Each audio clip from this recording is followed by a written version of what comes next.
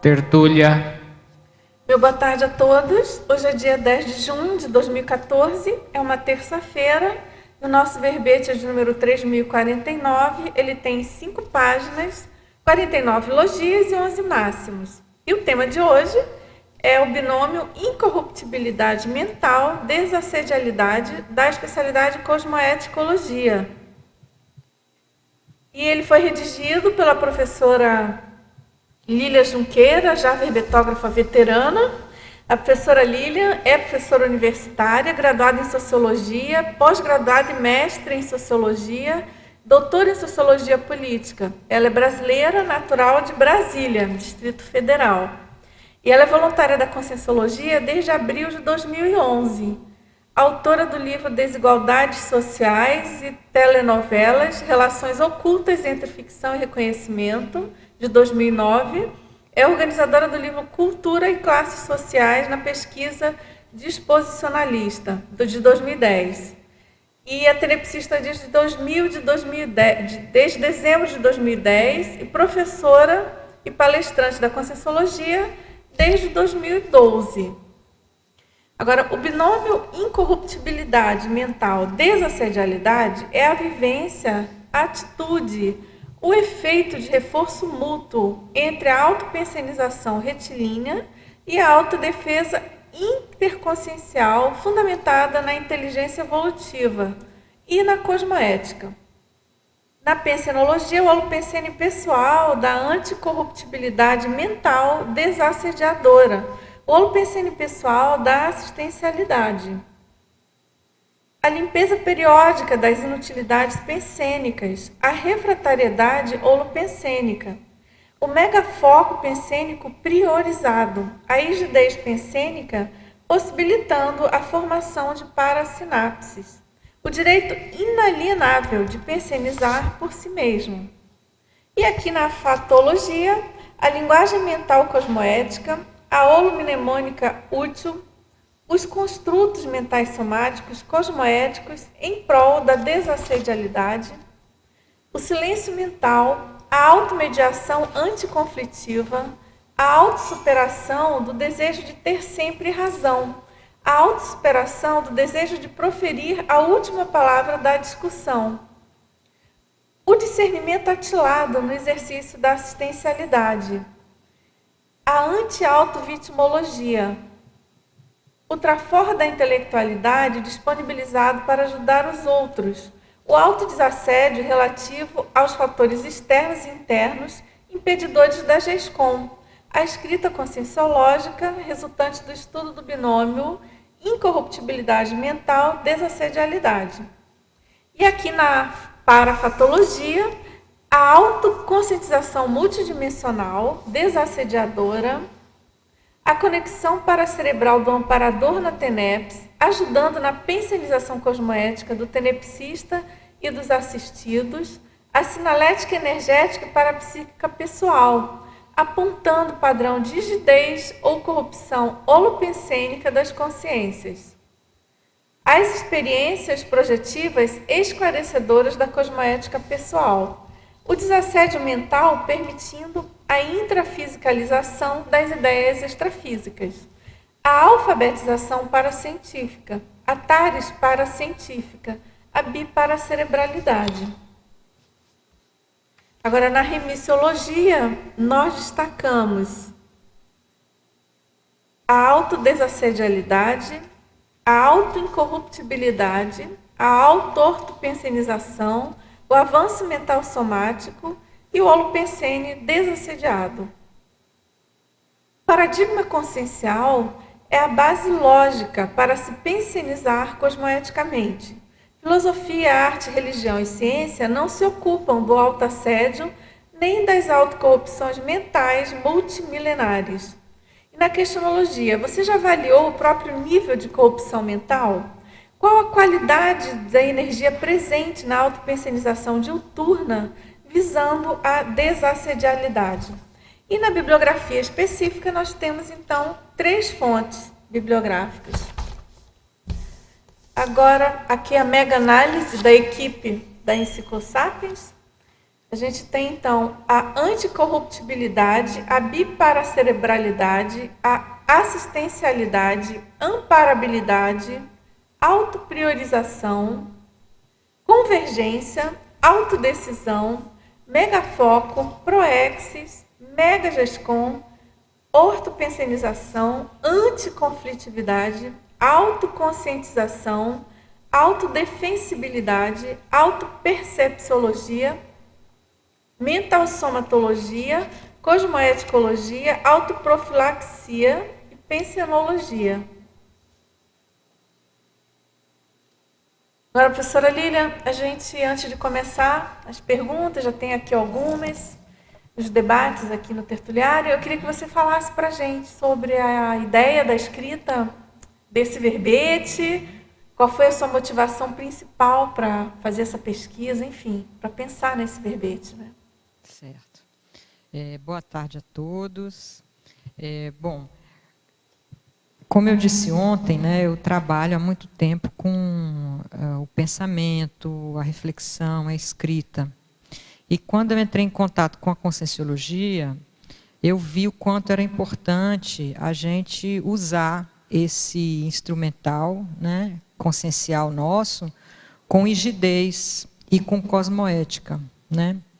Foi daí, quer dizer, aí eu comecei a tentar, na prática, fazer uma higienização pensênica, pensar mais corretamente. E o verbete, então, resultou de algumas conclusões a respeito dessas minhas tentativas. Muito bem. Então, vamos lá. Em termos assim de perguntas principais, né, iniciais, né, quero dizer, a gente tem aqui já na pensenologia, primeira página, ele pergunta na primeira linha aí da primeira página, página 6, né? Uhum. Quais dicas para alcançarmos o holopensene pessoal da anticorruptibilidade mental desassediadora, uma desperticidade permanente, sem lapsos? Olha, eu também estou na busca dessas dicas, né? Eu ainda estou bem longe ainda de chegar lá. Eu sei que existe esse holopensene pessoal, né? Pelo que a gente vê, né? Pela projetabilidade lúcida, os relatos dos pesquisadores, né? Que têm trabalhado muito nesse sentido. É possível fazer uma higienização, né? E é possível eliminar, principalmente, os nossos próprios deslizes pensênicos, né?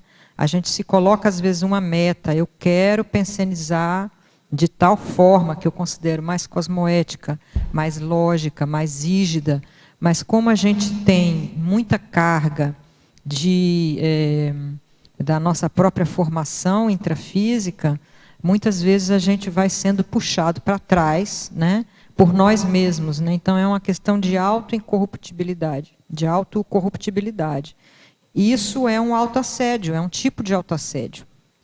Então, aqui no verbete tem várias dicas, né? Tem algumas técnicas, tem algumas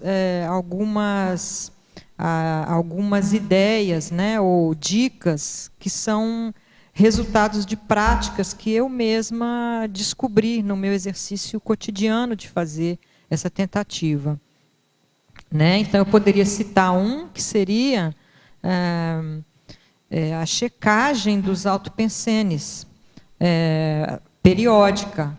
A gente observar, se dá o trabalho de observar, de anotar, de registrar, de checar com todo cuidado, com toda a priorização, como é que a gente está pensando. Eu acho que essa é a primeira, a mais importante dica que eu poderia dar. A gente prestar atenção na maneira que a gente está pensando, né? E dar prioridade a isso. Porque automaticamente, se a gente faz isso, a gente vai, inevitavelmente, perceber as autocorrupções, os desvios, os deslizes da pensenização, e a gente vai querer corrigir. Então, esse eu acho que é o primeiro passo. Agora, eu estou aqui tentando me recordar, tem um artigo, tem essa questão do autopensenograma, né, dentro da sua fala, do que você colocou, tem um artigo, se eu não me engano, é da professora Juliana, sobre o pensenograma. Tem pesquisadores aí, para a pessoa que perguntou e quem tiver interesse, né? Tem pesquisadores que já escreveram, já estão aprofundando essa questão da medição da autopensenidade, né? Com esse objetivo que você colocou. Agora vamos lá então, na fatologia, página 6, última linha. Como realizarmos a eliminação dos circunlóquios autoassediadores com sucesso? O exercício físico ajuda? Ajuda demais. E olha, quem gosta de pensenizar e de refletir, né, pela minha experiência pessoal e profissional, quando começa a relaxar na vigilância da pensenização, o exercício físico é uma das primeiras coisas, né, quando a vida começa a ficar muito atribulada e muita coisa para fazer, e a gente vai deixando, né, a primeira coisa que vai é a vigilância pensênica e o exercício físico, né, porque o exercício físico é aquilo que vai controlar a circulação energética no nosso holossoma. Se a gente só investe no esforço mental e a gente não cuida dos outros veículos, a gente vai acabar sobrecarregando a cabeça, né? A mente. Ou seja, para que a gente pense melhor, a gente tem que sempre estar fazendo algum trabalho para redistribuir essa energia, para cuidar da saúde, para cuidar da musculação, para cuidar do soma material também. E os circunlóquios, né, autoassediadores, eu acho que são, assim, é uma forma muito comum que eu encontrei nos meus estudos de autoassédio, né? São ideias fixas que ficam voltando constantemente na cabeça da gente quando a gente quer passar a pensar de uma maneira mais correta. Então, eu acho que, com todo o esforço que eu fiz, eu ainda me pego nesses pequenos circunlóquios, né? Mesmo que seja por um período mais breve, né? Que eu fico submetida a esse tipo de autoassédio.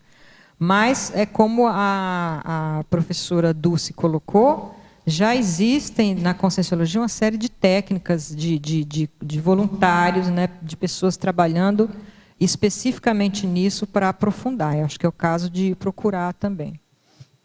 Agora, em parafatologia, na página 7, segunda linha. O que fazer para alcançar a meta da eliminação da labilidade parapsíquica? O que fazer quando ela ocorre nos dias atuais? A labilidade parapsíquica. E o que fazer quando ela ocorre nos dias atuais? Pergunta o que fazer para alcançar a meta da eliminação, né? Sim, a meta da eliminação. Olha, labilidade parapsíquica é o quê? É quando a pessoa tem parapsiquismo, mas ela não consegue distinguir os pensenes, né, os pensamentos, as informações que chegam na mente dela, que são dela, ou que são das consciências ígidas, extrafísicas, ou que são das consciências não ígidas, ou seja, dos assediadores, né, ou das influências negativas, ou dos guias cegos, enfim.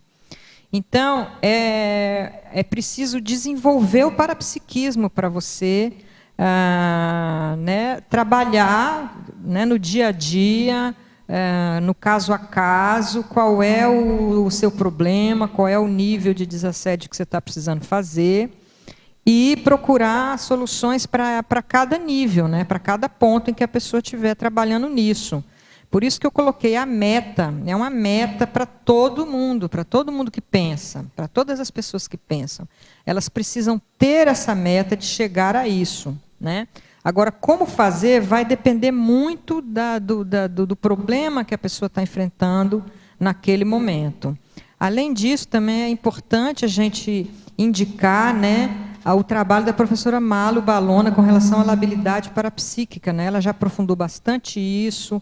Eu já tive a oportunidade de assistir palestras, inclusive pela internet, existe no YouTube. Eu tenho certeza que ela deve fazer presenciais também aqui no CAEC. Então, ela tem um conhecimento bastante refinado sobre a questão da labilidade parapsíquica.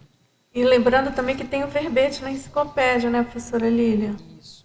Que justamente coloca essa questão mais nosográfica, né, da oscilação, né, que é o sério, né, aí no caso.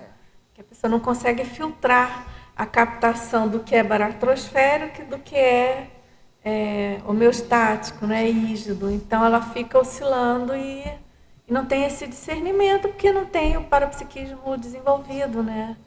É uma meta aí para todos nós, né? Bem séria essa questão, na minha opinião.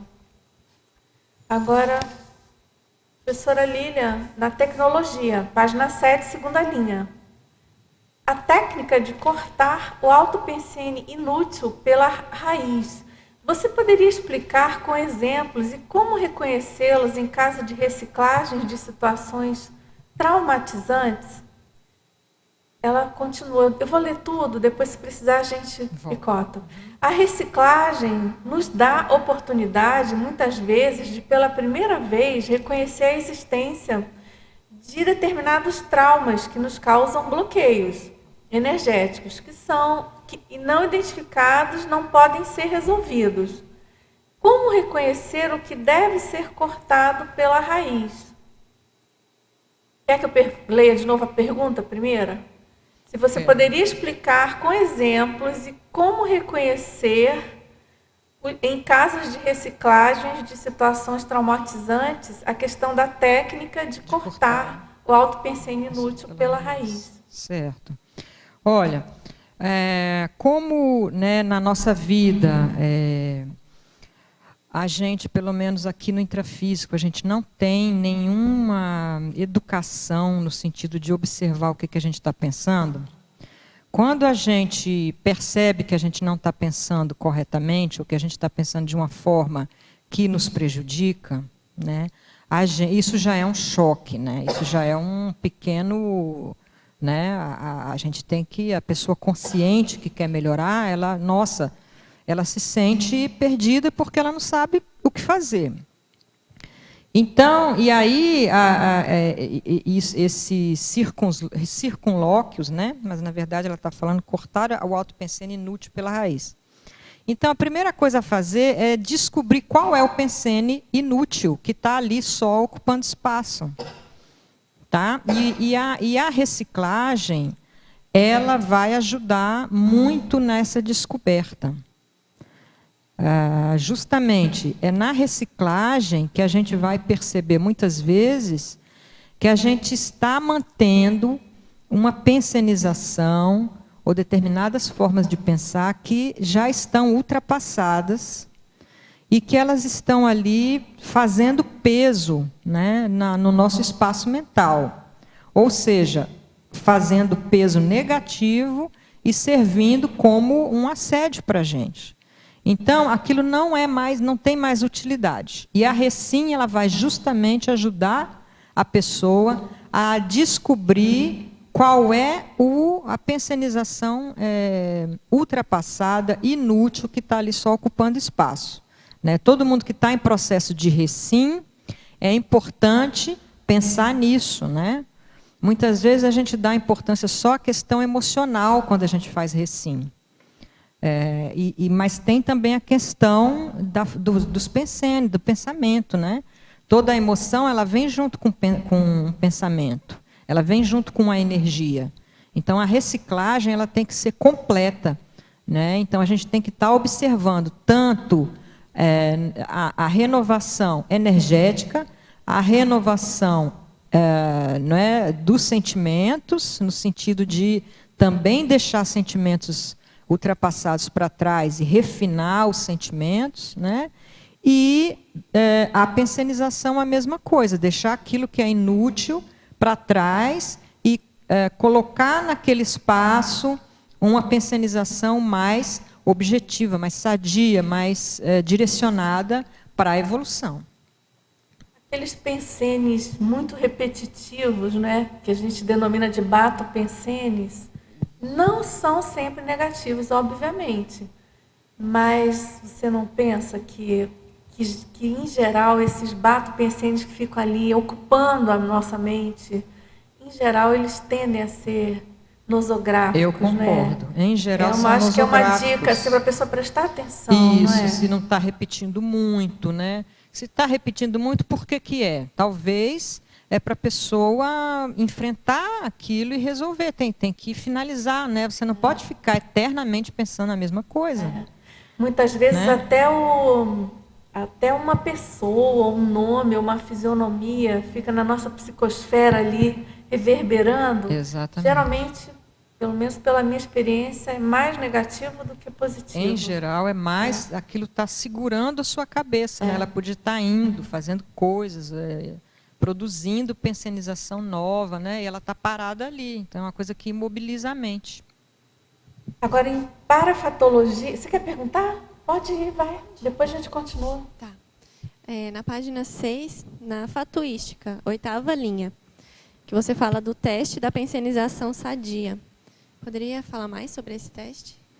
Certo. O teste da pensionização sadia, ele está no livro do professor Valdo, 700 experimentos, em que ele diz o seguinte: teste se a sua pensionização está sadia. Então, ele diz assim, a primeira coisa que a gente tem que observar para ver se a pensionização da gente está sadia é se ela é criativa, se a gente está pensando coisas novas, se a gente não está pensando sempre a mesma coisa. Que é o Bato Pensene, né? Que é o Bato Pensene, justamente. Se o seu pensamento é criativo, se ele é novo, se ele é neofílico, né? Se está havendo uma circulação de pensamentos ali na sua cabeça. Porque se você está pensando a mesma coisa, não está havendo circulação, está tudo parado. Né? Então, à medida que você tem pensamentos novos, diferentes, criativos, inventivos, você está com a pensionização sadia. E outra coisa também é você perceber que ele coloca nesse teste, se abrir, né, para a percepção parapsíquica e perceber quais são as presenças que estão ali perto.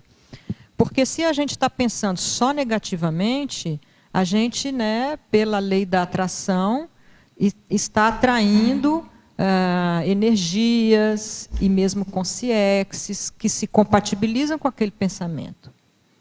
Então, se o pensamento é negativo, obviamente você está se cercando de influências negativas. Se o pensamento é criativo, é imaginativo, é pesquisístico, é evolutivo, automaticamente você também vai estar atraindo esse tipo de energia pensênica, né?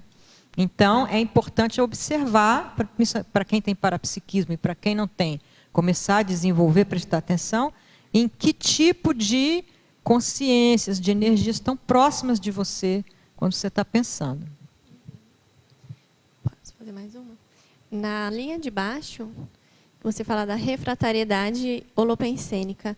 Dá para afirmar que a refratariedade holopensênica pode ser ou tanto positiva quanto negativa? Por exemplo, positiva quando se entra num lugar holopensenicamente patológico e a refratariedade protege a pessoa. Ou positiva ou negativa no sentido da pessoa estar num ambiente mais sadio, mas ficar refratária. Dá para encarar por esses dois lados, assim? Porque aí tem a questão do termo utilizado, né? Pelo que eu estudei na Conscienciologia, o termo refratariedade, ele, em geral, em tudo que eu li até hoje, eu só encontrei ele sendo utilizado no sentido positivo. Né? Ou seja, a pessoa que é refratária é porque ela tem um holossoma, ela tem uma organização, né, pensênica que não se compatibiliza mais com energias negativas, com pensênios negativos. Então, a refratariedade, nesse aspecto, ela não corre mais esse risco. Ela chegou num nível que não tem mais nenhum contato, não tem mais nenhuma zona, nenhum ponto de contato entre o holossoma dela e as influências externas, né, que podem ser negativas ou positivas. Ou seja, ela vai ter uma liberdade maior de se conectar com aquilo que ela quiser fazer. É bem relacionado à autodefesa. É mais relacionado à autodefesa, ou à utilização, né? Mas eu acho que o termo, se você for olhar no dicionário, ele pode se prestar no dicionário intrafísico, não sei. Eu acho que ele pode se prestar a essa ambiguidade. Mas aí a gente tem que cuidar, até uma dica assim, geral para a gente que escreve dentro da conscienciologia, né? Da gente buscar essa terminologia, a coerência da nossa terminologia para não gerar confusão para a gente mesmo, né? Então eu concordo com ela, do que eu me lembro assim, em geral, nesse aspecto mesmo. Então, acho que, caso você queira empregar desse outro modo, seria interessante arrumar um outro, ou eu sugeriria até um outro substantivo o abertismo, o pensênico, né? Que é assim, olha, a pessoa, ela pode ser refratária, mas isso não impede ela de ser aberta, dela estar aberta. Ela não é blindada totalmente. Não significa que ela está blindada, ela tem liberdade de entrar em contato com outras consciências. Ela não está fechada. Não está fechada. Blindada também tem essa coisa da blindagem energética. Ela não está fechada para as interações, né? Não é isso. Estar refratária não significa que ela está fechada. Tudo bem? Oi, Lilian. Na página 7, né, Linfatologia, na 7ª linha de cima para baixo, para você explanar um pouquinho mais a meta da auto-imperturbabilidade e como que você aplica isso no seu dia a dia, se é que você já consegue também aplicar parte, né? E também na 10ª linha, o autoposicionamento cosmoético desassediante. O autoposicionamento cosmoético desassediante. Pronto. Então, vamos lá. Primeiro, a meta da autoimperturbabilidade, né? Bom, tudo aquilo que ainda está bem longe de mim, eu coloco assim, a meta. Por quê? Porque é uma meta ainda. Eu não tenho ideia de como é que, né, chegar à autoimperturbabilidade, eu ainda estou bem longe disso.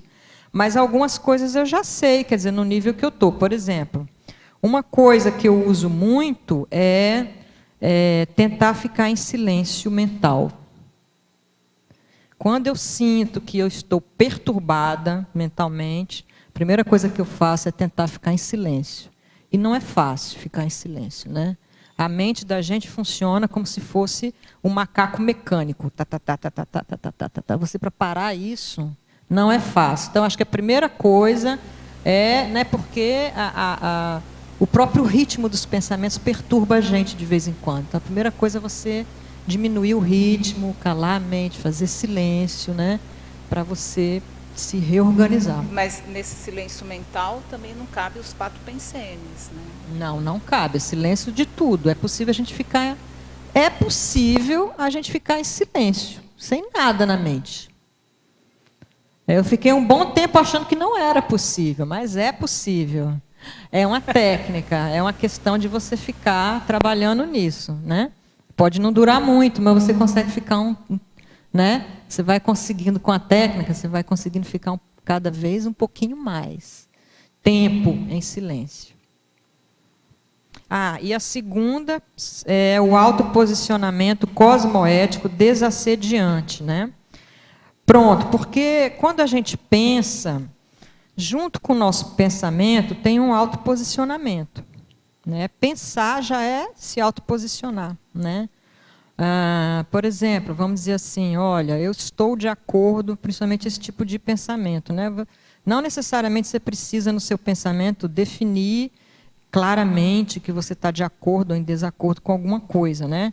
O fato de você pensar aquilo, você já está dando espaço mental para aquilo e você já está se posicionando a favor daquilo. Né?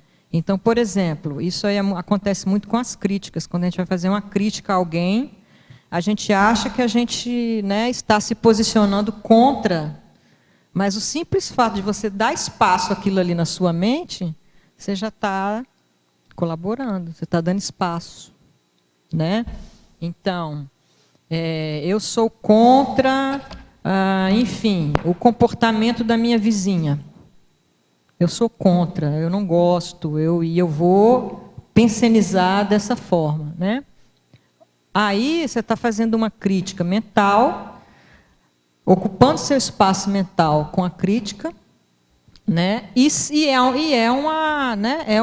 Se isso não tem um fim pesquisístico para você depois, se é só uma crítica, uma mera crítica pela crítica, né? você não está se posicionando contra aquilo, você está posicionando a favor, porque você está dando espaço mental para aquilo ali. Eu acho que essa que é uma grande assim, sacada que eu tive, sabe? Isso é corrupção. Né? Então, olha, o simples fato de você ocupar a sua cabeça com determinada coisa, você já está se posicionando a favor dela, mesmo que você esteja fazendo uma crítica. Se aquilo ali não for usado evolutivamente, se o objetivo não for usar evolutivamente. Então, é por isso que é muito, muito séria essa questão do autoposicionamento. Né?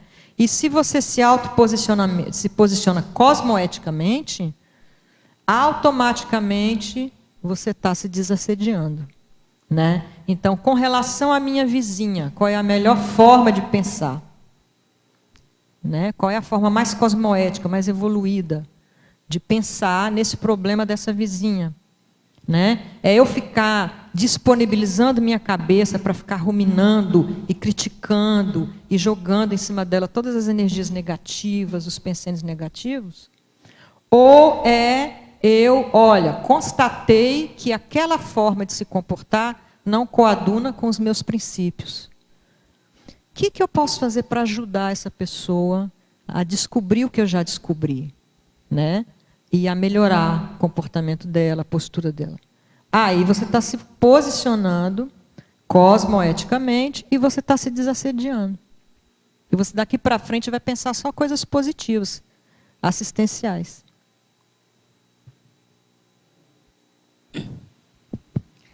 Na página 6.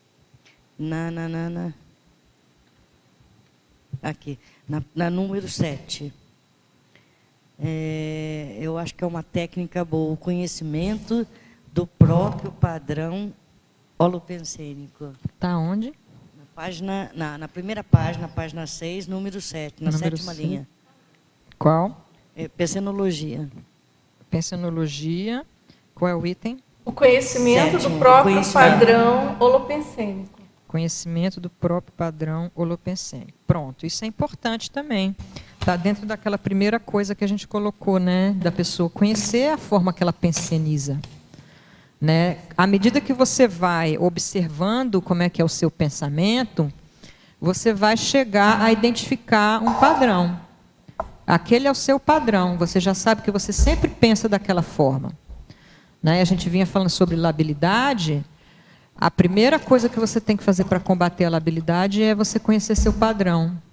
Porque você conhecendo seu padrão, você já sabe diferenciar o seu padrão do padrão de outra consciência, de pensamento de outra consciência. E aí, o segundo passo é ver se é positivo ou se é negativo. Né? Aí, na última, na mesma página, Pensenologia, no número 12, na 12ª, o direito inalienável de pensionizar por si mesmo. Pronto, isso aí também é importantíssimo, né? Tem a ver com a cosmoética, que é a nossa aqui especialidade desse verbete. Toda a consciência tem o direito de pensar por si mesma. Né? Se você pensa nisso, você leva isso para a questão da multidimensionalidade, significa que é cosmoético as consciências evitarem interferências espúrias umas no pensamento das outras. Né? Porque isso aí, existem formas, né, dessas interferências, elas impedirem a liberdade de pensamento. O livre-arbítrio atuando também. Atrapalhar o livre-arbítrio de pensar do outro. Né? Então, esse aí é o grande direito. E sempre que a gente estiver percebendo que a gente está no meio de um processo de assédio, ajuda muito a pensar nesse princípio. Olha, eu tenho direito de pensar do jeito que eu quiser. Né? De pensar por mim mesmo. Isso ajuda muito a gente a se livrar de interferências negativas, impositivas, sobre o nosso pensamento. E quando você fala ali do conhecimento, né, do próprio padrão holopensênico, e agora falando do direito da gente, cada um, ter o seu pensamento sem interferência, Aí a gente chega no autocapsulamento pensênico, né? Isso aí. Porque se a gente conhece, já tem fácil, isso aqui não é meu. Exatamente. Ou o contrário também, né? Exatamente. Ajuda, é um autodesassédio. Então, o capsulamento não é uma coisa que vem de fora, né? É uma coisa natural que a gente constrói a partir da nossa prática. Valeu, obrigada. Lilian, parabéns aí pelo verbete. Obrigada. Eu queria aqui na fatologia, né, que você falasse como é que você fez, né, essa superação da baixa autoestima intelectual. E também esse outro ponto da autossuperação do desejo de ter sempre razão. Você achou? É na fatologia. Fatologia. Quarta linha, a primeira. É, né? na página 7? Página 7, quarta linha. Autossuperação. De cima para baixo. Isso.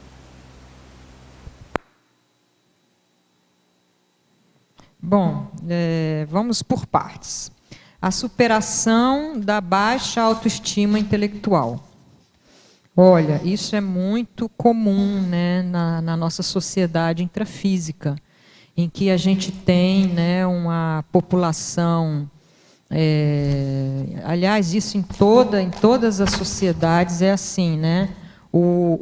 A quantidade de pessoas que trabalham, ou que lidam, ou que dominam o trabalho intelectual, o tipo de trabalho intelectual, é uma pequena porcentagem das pessoas, né?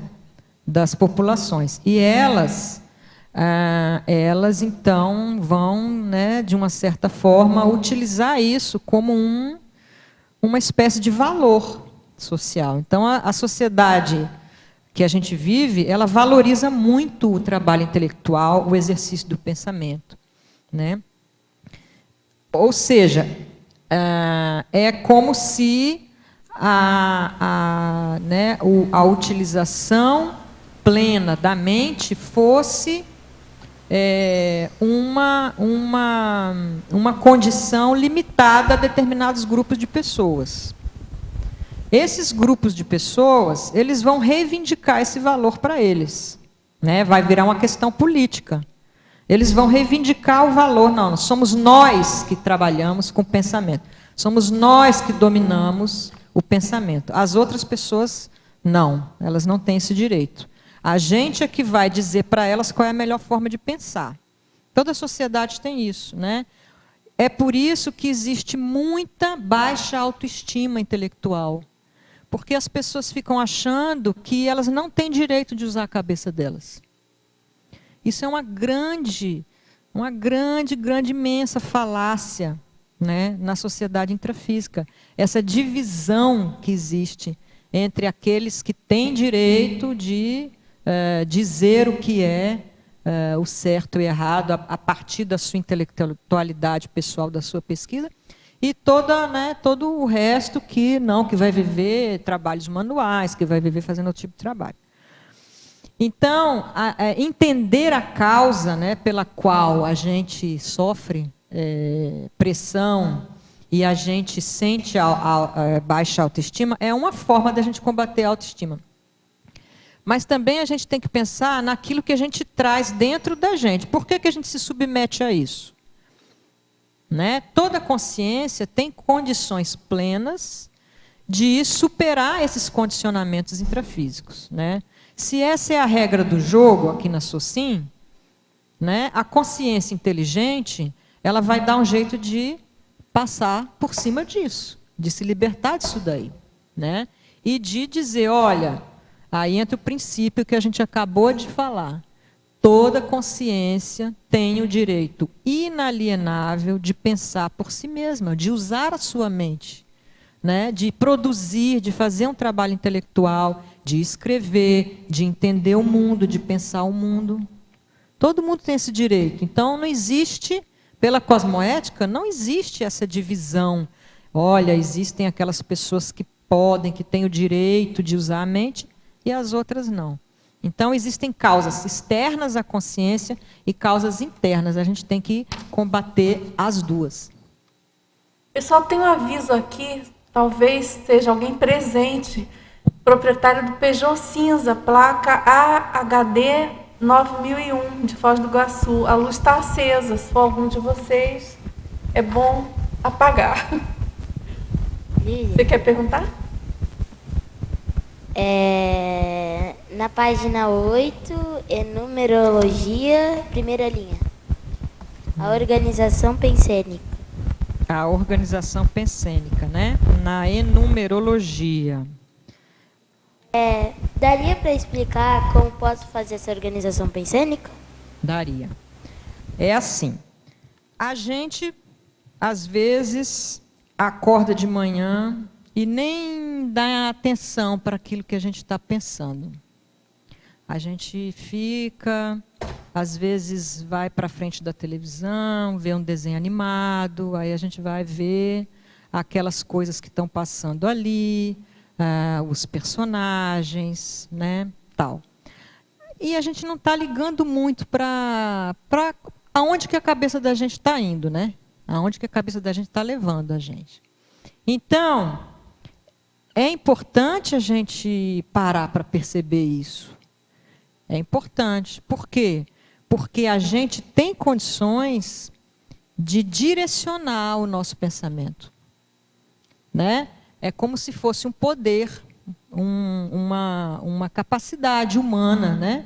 Que às vezes não contam para a gente que a gente tem. Então, se você começa a prestar atenção no jeito para onde que a sua cabeça está indo, como você está pensando, e você começar a organizar, dizer, olha, não, agora de manhã eu vou, enfim, eu vou deixar a minha cabeça se distrair um pouco com desenho animado até as 9 horas. Quando chegar 9 horas, eu vou dar uma paradinha, vou fazer um lanche e depois eu vou começar a estudar a tarefa da escola. Aí você está organizando não só o que você vai fazer, mas a forma como você vai pensar. Porque você vai pensar até as 9 horas no desenho animado, mas depois você vai pensar em encher a barriga e depois você vai pensar na tarefa da escola. Então você organizou os seus pensenes. Entendeu? Tá fácil, né? Fácil, né? A gente confia em você, tá? Você vai fazer isso melhor do que a gente. Muito bom. Agora, professora Lilian, na parafatologia, na 5ª linha de baixo para cima, você poderia comentar sobre o autoparapsiquismo intelectual desassediado? Autoparapsiquismo intelectual desassediado. Bom,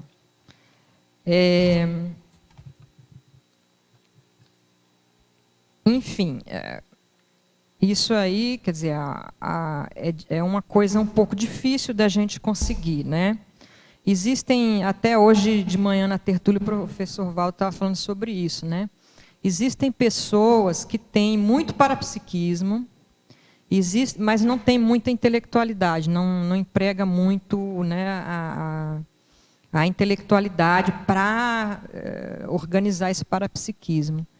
Do outro lado, tem pessoas que têm muita intelectualidade, mas têm zero parapsiquismo. Então, também não se abre para outras dimensões, para outras realidades que são tão reais, tão concretas quanto a intrafísica.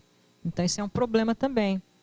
Então, aquilo que é importante a gente fazer é a gente buscar o equilíbrio entre os dois, né? É buscar, usar, utilizar, lançar mão, tanto do parapsiquismo quanto da intelectualidade, né? Isso aí já dá um nível mais saudável para ambos, porque vai equilibrar. E depois disso você vai partir para um autodesassédio, você vai estar mais preparado para um autodesassédio dos fenômenos, das vivências, das experiências, né, que você vai passar no seu processo evolutivo, né? Então, é preciso alcançar esse patamar, né, de equilíbrio. As duas coisas têm valor na intraconsciencialidade. Chegar a esse nível para, a partir daí, você avançar em formas mais refinadas de desassédio, de autodesassédio. Agora, Lília, quando a gente fala sempre da questão do próprio paradigma consciencial, né, de olhar mais para o conteúdo e menos para a moldura, né, dos fenômenos, é um grande exercício do parapsiquismo intelectual, né, no sentido dele ser mais racional, mais lógico.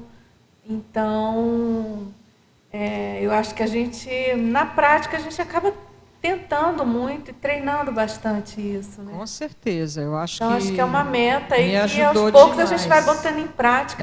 E a questão da própria escrita, né? Direto, você tem que botar em prática. Exatamente, é inevitável, né? A gente chegar a esse equilíbrio se a gente começar a trabalhar dentro das propostas, né, de trabalho, de técnicas que foram elaboradas pela Conscienciologia. É inevitável fazer isso.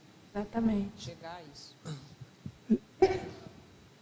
Lília, na primeira página, primeira página na Pensenologia, 4ª linha de baixo para cima, você fala da limpeza periódica das inutilidades pensênicas. Como que você faz essa limpeza periódica?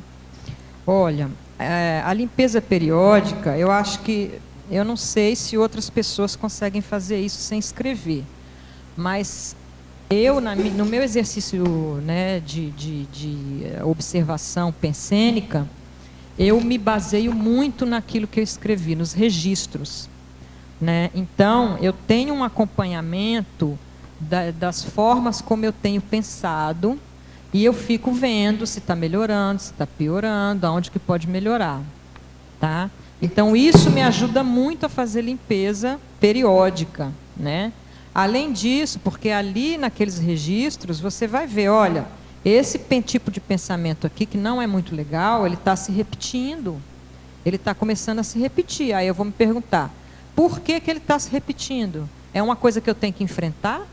Ou é uma coisa que já ficou inútil e eu, por leniência, estou deixando isso continuar na minha cabeça? Né? Eu tenho que né, encostar na parede e ver o que é que está acontecendo ali. Então, você acaba identificando aquilo que você tem que limpar, tá? Além disso, já foi colocado muito, a gente já discutiu, eu acho que bem aqui no início, né, com uma das perguntas dos teletertulianos, que foi a questão da recim, né? A recim, a ressexis, periódicas, ajudam a gente também a fazer essas limpezas periódicas. Então, é através da escrita que você faz também esse inventário da autopensenização cosmoética? Isso, tá. Exatamente. Obrigada. Oi. Não sei se está funcionando. Depois a incorruptibilidade mental, ela visa todo esse processo para quê? Para a gente conseguir uma desassedialidade, né? E quando a gente atinge, digamos, um holopensene que é nosso mesmo, porque... Não sei, todo mundo tem um holopensene, né? Mas, às vezes, ele não é totalmente nosso, porque por causa das companhias astrofísicas que estão sempre lá. Mas, quando a gente atinge um que é nosso, um holopensene mesmo, daí tu pode dizer que isso é um ortopensene, ou que o ortopensene é o que ele leva a isso. Um holopensene sadio, inato, ele seria um ortopensene também. E eu também queria saber, na 4ª linha do Pensenologia, da página 1, se tem alguma técnica, bom, se bem que essa que tu falou da escrita também, mas alguma outra que ajude a eliminar os exopensenes nosográficos. Método exopensenes nosográficos. Bom, eu acho que a questão que você está colocando é assim, se eu entendi, tá? Você vai me dizer se eu estou errado. O holopensene, ele é sadio, cosmoético, desassediado, quando ele é só nosso, ou quando, né? E quando ele não é só nosso, ele não seria sadio, se é isso. Não necessariamente, né? Por quê? Porque existem consciências que nos esclarecem. Se a gente está rodeado, se a gente está recebendo influência dessas consciências que nos esclarecem, não necessariamente a gente está num holopensene que não é sadio, que não é cosmoético, né? O importante é a gente estar atento e ter o padrão, né, daquilo que é cosmoético, daquilo que não é. E principalmente a gente ter uma autovigilância, porque na maior parte das vezes é a gente mesmo que corrompe o nosso pensamento. O assédio começa, a gente mesmo que começa a se autoassediar, não vem de fora. Em geral, quando vem de fora, a gente já começou o processo, entendeu? Sim. Essa vigilância foi um assunto que eu toquei esses dias até. Ela não gera... Como tu faz para ela não ser excessiva, para ela não te engessar? Porque eu não sei se tu, como no meu caso, às vezes tu fica pensando que tu não pode pensar, e tu fica assim... Isso é muito importante também. Pesado, você sabe? não pode entrar numa piração, como se diz por aí, né? De autovigilância. Quer dizer, eu vou virar um autovigilante compulsivo, aí você vai entrar numa coisa que a gente chama na Conscienciologia de autovitimização, você vai começar a infringir um sofrimento a você mesma, né? E não é por aí. Aí você já entrou no anticosmoético de novo. Então é preciso equilibrar, dosar, ver o que você pode fazer e ir fazendo uma coisa de cada vez. Observar um passo a passo. Olha, eu estou vendo que tem muitos buracos no meu pensamento. Vamos eleger uma prioridade.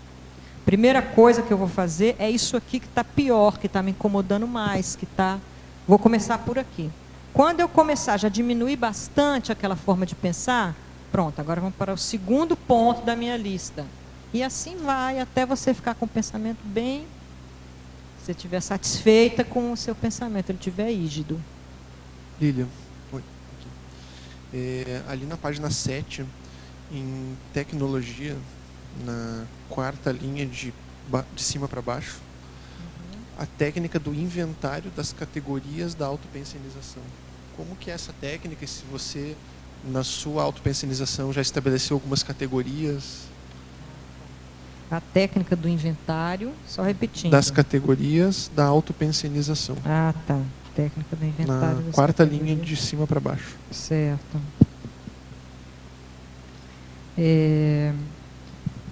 Justamente tudo isso aí, essa técnica, ela já é, eu acho, né, uma sofisticação, né, uma elaboração mais desenvolvida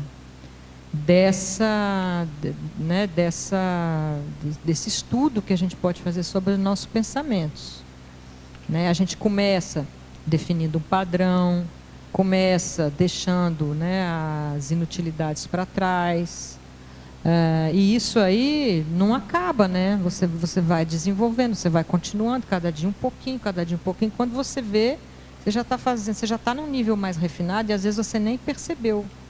Aí é importante a gente ver, olha, isso que eu estou fazendo já está em tal nível, porque já vai falar da nossa metria, da nossa conscienciometria. Olha, eu já cheguei num patamar um pouquinho melhor, né?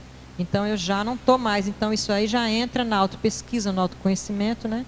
O próprio nível de você saber que você já está. Muitas vezes isso acontece de forma natural, mas muitas vezes é preciso fazer um esforcinho para dar um passo à frente, né? Sair de um pequeno momento ali de zona de conforto, às vezes, né? Não, estou deixando para depois, né? Mas não, começar logo. Então, vai por aí. Agora, como fazer isso? Eu acho que é uma coisa natural, assim, quando você está fazendo os registros, você vai, não, eu estou sentindo, comigo acontece de uma forma muito espontânea, sabe? Aqueles dados que estão ali na minha frente, que eu anotei todos os dias, eu começo a pensar em formas mais práticas, mais sintéticas, que no final das contas são mais elaboradas, que permitem uma comparação melhor, daquelas anotações ao ponto de eu chegar a conseguir ver mais coisa no final, né? Então eu acho que vai se chegando a isso de forma espontânea, né? Nessa técnica. Mas existe gente que já definiu passo a passo, né? Que são os voluntários, os escritores da Conscienciologia que estão trabalhando nisso.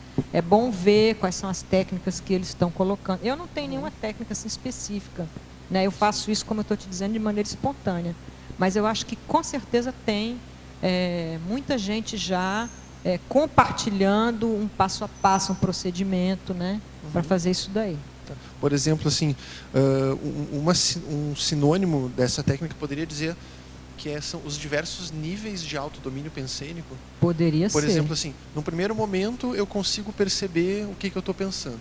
A partir do momento que isso já não é mais difícil para mim, um segundo momento eu já não deixo mais certas pensanidades vir. Eu não só percebo, como eu já não deixo. Num terceiro seria outra coisa. É isso mesmo, é isso aí. Seria isso. Porque chega um momento que você quer sair daquele nível que você está, é natural. Aí você dá um passo à frente. Você vê o que é melhor para você, de que jeito que você faz, né? Qual é a melhor forma para você, né? Mas eu não, assim, confesso que nesse verbete eu não destrinchei isso, porque justamente o meu modo de fazer é mais espontâneo, assim. Eu fico, olha, eu vou trabalhar dessa forma esse mês, ou no próximo mês. Pode ser que daqui a 2 meses eu mude de novo. Então, é muito flexível. Obrigado. Oi, Lilia. Eu gostaria de saber mais da página 7, no item parafatologia, na 4ª linha de baixo para cima, que você explicasse mais sobre as evocações desassediadas.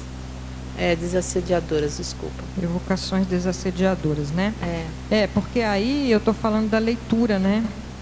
A pessoa que lê, né?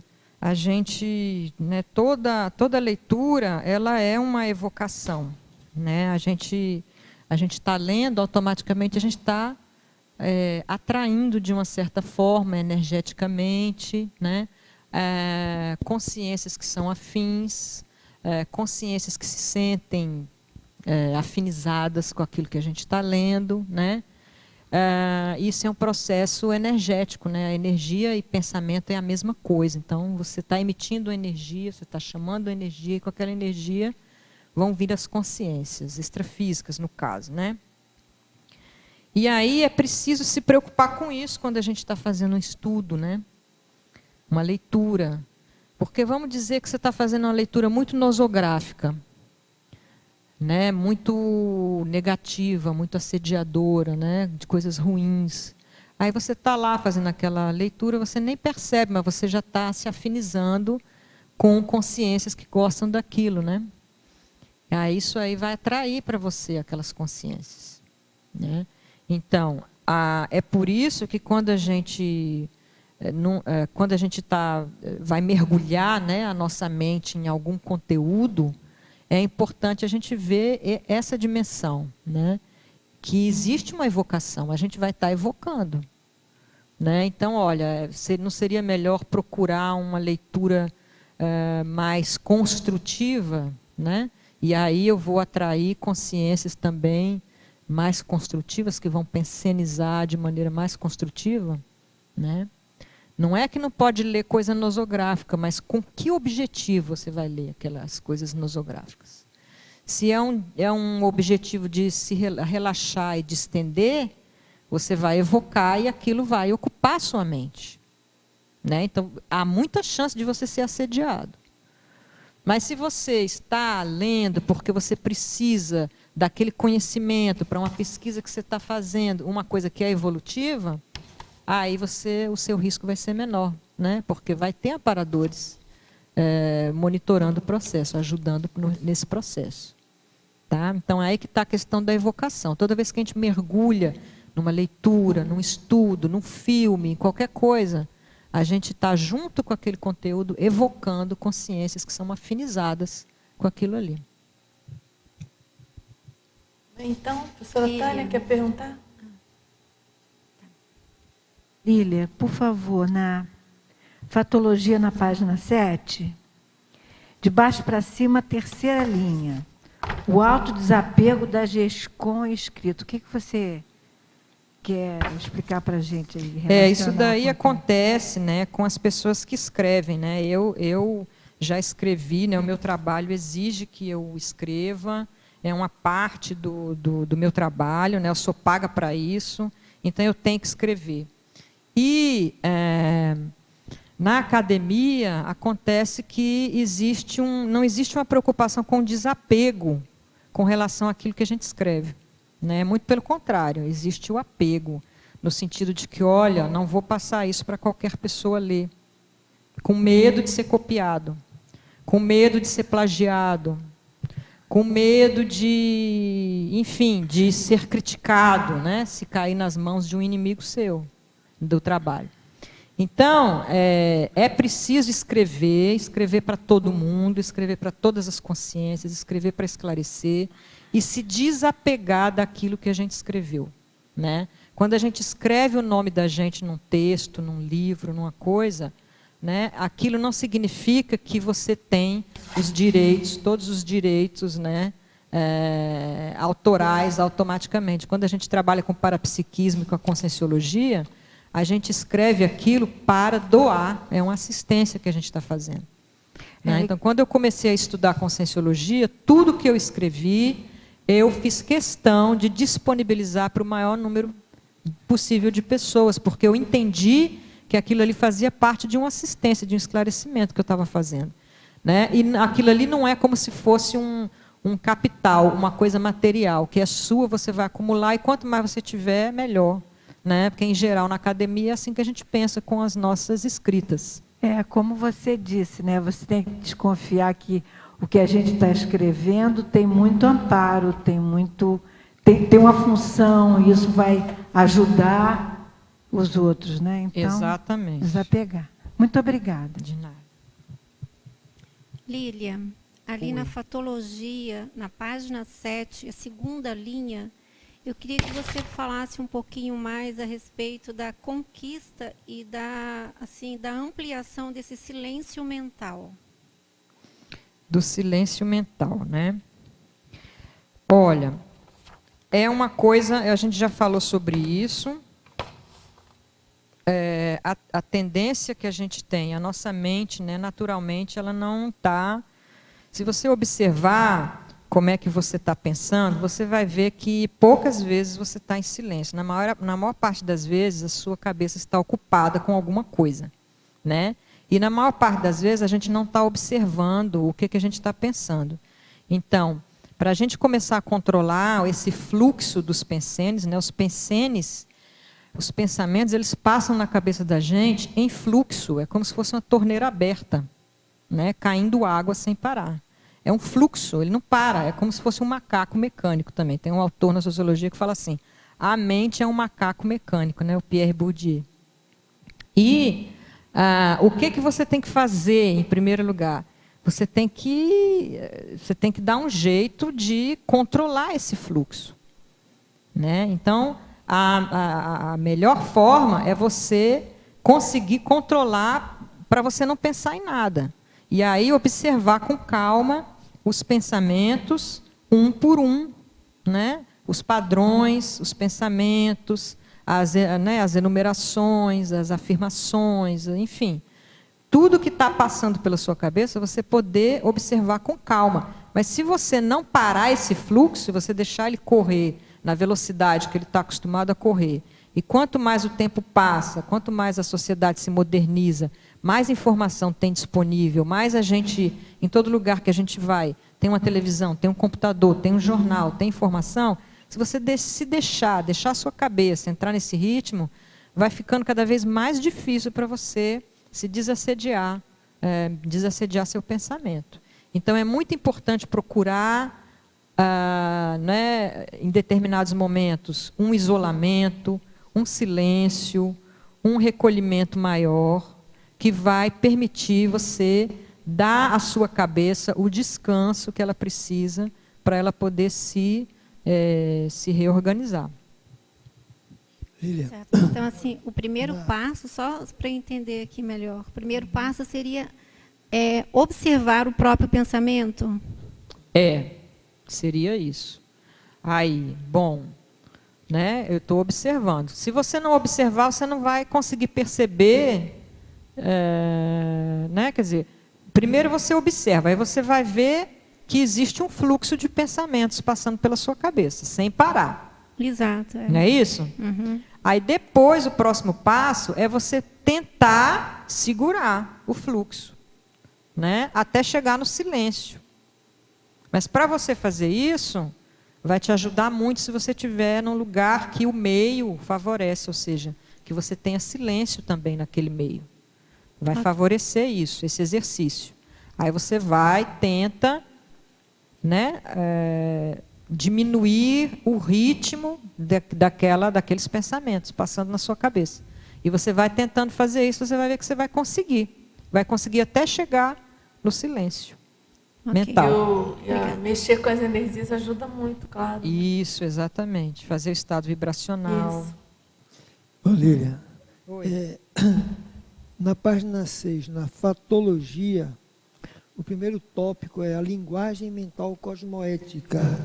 Uhum. Eu não sei se alguém já perguntou, mas não, ninguém o que é, me fala dessa linguagem mental cosmoética no contexto aí do tema do verbete? Olha, eu acho que a linguagem, né, tudo que a gente aprende, né, na verbetografia, né, que eu até vou aproveitar a pergunta para agradecer, né, porque toda a minha formação de verbetógrafa foi no curso à distância, né, então agradecer muito as voluntárias, né, que sempre ajudaram a gente que essa linguagem, a linguagem da enciclopédia, a linguagem da conscienciologia, ela é por si só cosmoética, né? Porque ela favorece o acesso mental aos conceitos, aos construtos, às neoverpons da conscienciologia, que são todas esclarecedoras, evolutivas, né? Então, se você está trabalhando com essa linguagem, automaticamente você já está dentro de um ambiente de desassédio, né? Dentro de um registro ali de desassédio. Seria isso aí. Tudo bem? Professora Lilian, poderia comentar a respeito da meta da eliminação dos exopensenes nosográficos? A eliminação dos exopensenes, né? Acho que alguém tinha até perguntado isso e eu esqueci de responder. Olha, é a questão dos pensamentos que não são seus, né? Exopensenes são pensenes externos, que a gente percebe que eles estão ali porque eles são diferentes do nosso padrão, né, de pensamento. E eles interferem de alguma maneira no sentido de desequilibrar a gente energeticamente, né, emocionalmente. E são pensenes, né, os exopensenes negativos, eles têm que ser eliminados, né? Quer dizer, se a gente está numa meta de higienização, de posicionamento cosmoético, né, vão ter que ser eliminados. Agora, existem exopensenes que são positivos, né, também. Claro. Os exopensenes dos amparadores, né, que nos dão insights, que nos dão informações, né. A gente precisa estar atento também se esses exopensenes são nosográficos ou se eles são homeostáticos. Claro. Agora, na pensenologia ainda, na página 6, final da penúltima linha, você poderia discorrer sobre a rigidez pensênica, possibilitando a formação de parasinapses?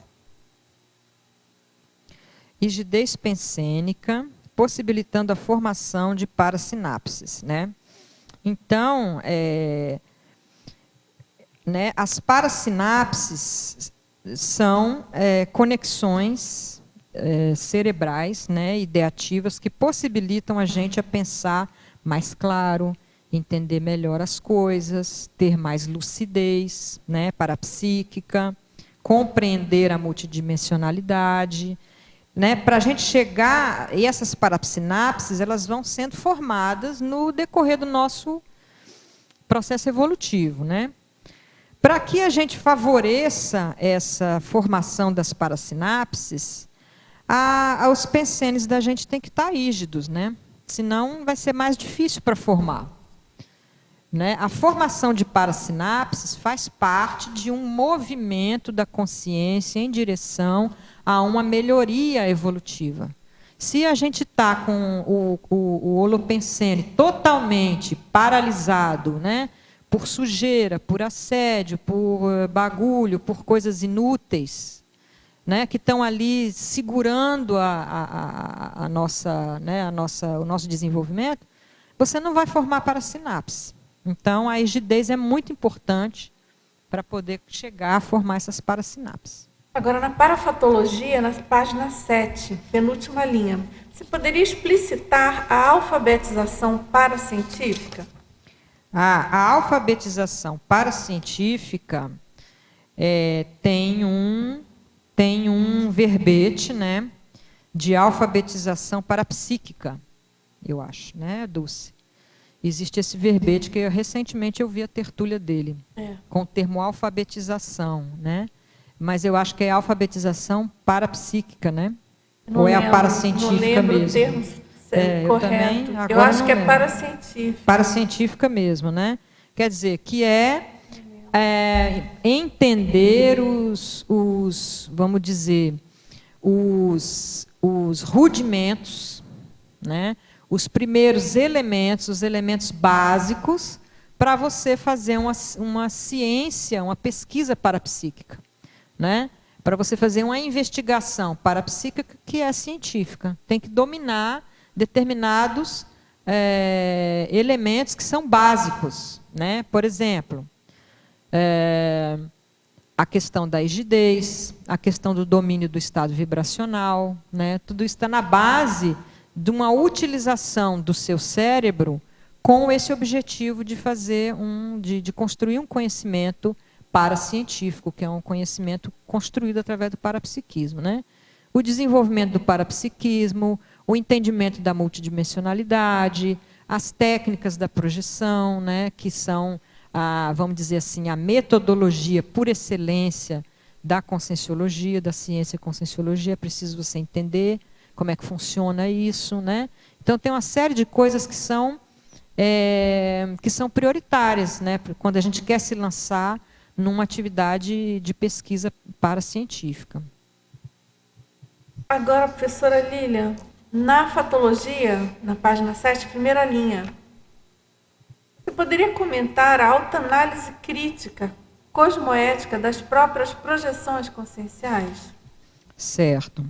Olha, a gente acabou de falar das projeções, né? Da projetabilidade, que é uma coisa importante para a gente pensar numa autopesquisa, né? Que vai levar a gente a entender melhor a multidimensionalidade e evoluir. Na própria alfabetização, né? Que tem a ver com a questão... Exatamente, da alfabetização paracientífica, né? Então, a projetabilidade, ela é muito importante. Agora, a gente precisa... não é muito fácil a gente desenvolver esse autoconhecimento da projetabilidade, né?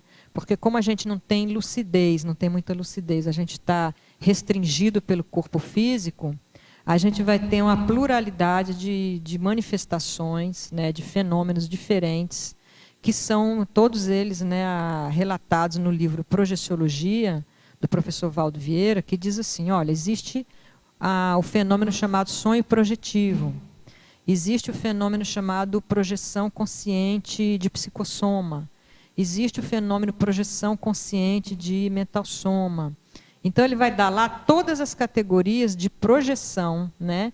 E é interessante a pessoa que tem parapsiquismo e que sente que se projeta, ela começar a identificar qual foi o tipo do fenômeno que ela teve, né?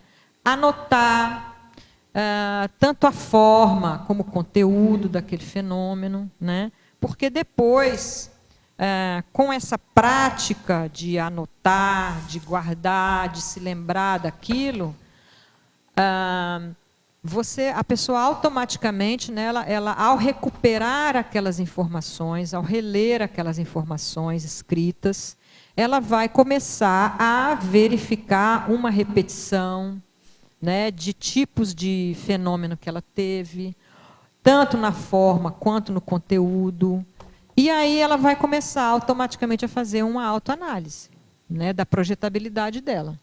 Então depende de, primeira coisa, tentar se lembrar, né, daquilo que aconteceu, não perder, né, aquele fenômeno, anotar tudo que lembrou detalhadamente e retomar periodicamente aquele relato, né, reler aquilo com todo cuidado, né, automaticamente você vai estar desenvolvendo uma autoanálise, né, que será crítica, né, e cosmoética, ou seja, também você, na hora de interpretar, tem que tomar cuidado para não entrar naquilo que a gente chama de assombro, né? Olha, eu vi uma coisa não muito positiva e eu fiquei apavorado, e aí eu fico impressionado e não quero mais lembrar, também não quero mais escrever, também não quero mais fazer nada.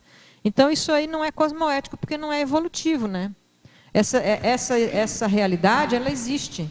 Então, é preciso a gente ter coragem de entender o que está acontecendo ali. Então, essa autoanálise, ela tem que ser feita, né? Eu mostrei as formas que a gente pode fazer, e mais do que isso, a gente tem que pensar cosmoeticamente nelas, né?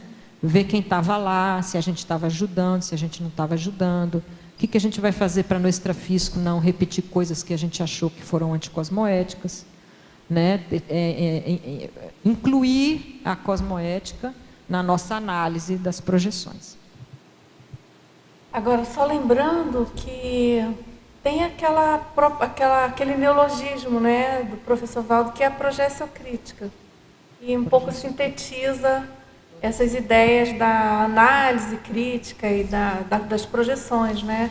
A pessoa que perguntou, se tiver interesse, tem essa palavra-chave importante para... Projeção-crítica. Projeção-crítica. Agora, professora Lília, na parafatologia, você poderia aprofundar o desassédio mental somático extrafísico? Desassédio mental somático extrafísico, né? Olha, quando a gente fala de mental soma, a gente já está falando de intrafísico e extrafísico, né?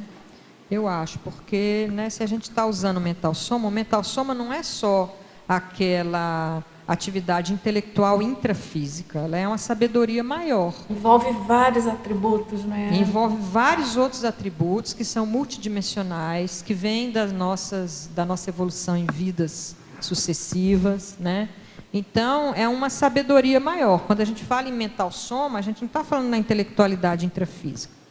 É outra coisa, né? Então, ao falar mental somático, automaticamente a gente está falando de extrafísico. Agora, quando a pessoa, a consciência, né, ela já está bem adiantada em todas essas técnicas que a gente está falando, né, de desenvolvimento, de rigidez, de controle do pensamento, de conhecimento do próprio padrão, de evitação das autocorrupções, né, ela vai entender que a melhor maneira de pensionizar é aquela pensionização que ou ela ajuda na autopesquisa ou ela ajuda numa assistência, né?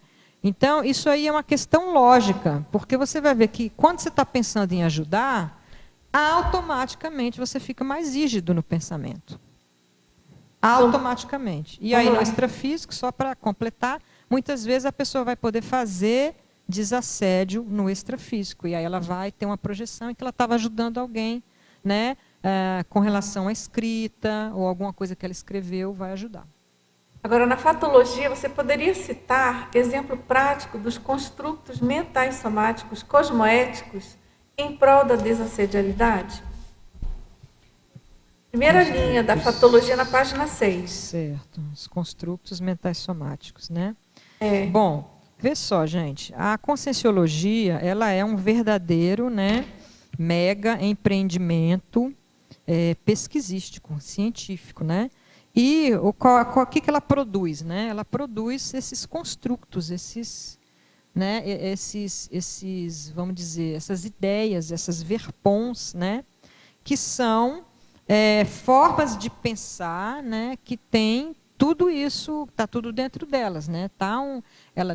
Dentro desses construtos está contido experiências, né, amadurecimento relativo a vivências milenares, né, de experiência das consciências. É uma sabedoria enorme. Então, esses construtos mentais somáticos, né, eles são empregados em prol da desassedialidade, né, da auto e da heterodesassedialidade.